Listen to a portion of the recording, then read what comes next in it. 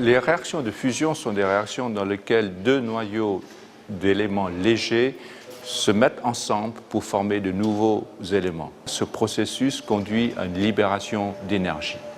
Dans la fusion classique, la méthode que nous poursuivons dans notre recherche d'aujourd'hui et qui sera la méthode utilisée dans le réacteur futur de ITER, en construction au sud de la France, on va utiliser deux isotopes d'hydrogène comme fuel, comme alimentation pour le tokamak. L'hydrogène qu'on trouve dans l'eau partout autour de nous. Imaginez simplement que nous sommes en train d'essayer de réaliser le Soleil sur la Terre, de réaliser un milieu qui est à 100 millions de degrés et de confiner ce milieu dans une machine de la taille d'un homme et pas de la taille d'un Soleil. Le Soleil est une immense boule de plasma qu'on appelle communément le quatrième état de la matière. Nous connaissons bien le solide, qui en chauffant devient liquide, qui en chauffant encore plus devient gazeux. Eh bien, si vous chauffez un gaz à, disons, plus que 10 000 degrés, les ions et les électrons qui forment l'atome ne sont plus liés entre eux, mais deviennent un mélange, si on veut, d'un gaz chargé positivement et d'un gaz chargé négativement. C'est ça un plasma. Au CRPP, nous avons construit un appareil de fusion, de tokamak, un appareil de recherche qui va regarder les aspects de la physique des plasmas des tokamaks, qui est très unique.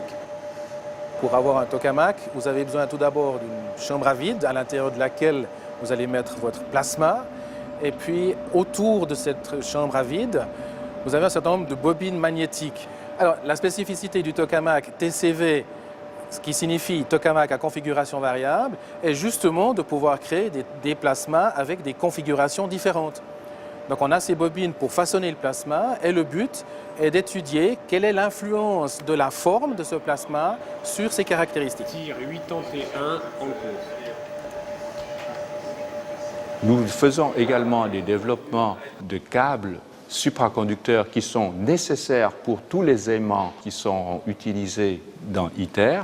Ici, un gros exemple d'un supraconducteur développé pour ITER et testé dans nos installations en Sultan et la future installation, le dipôle européen qui sera aussi chez nous. Et nous avons des études sur les matériaux qui sont utilisés tant à l'intérieur qu'autour.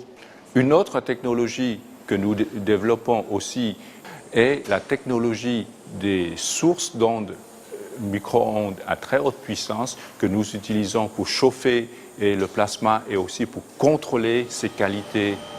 Nous sommes dans l'espace qu'on pourrait dire, en souriant, la ferme des gyrotrons, c'est-à-dire que nous avons autour de nous 9 gyrotrons de puissance 500 kW par unité, donc puissance totale 4500 kW, 4,5 MW.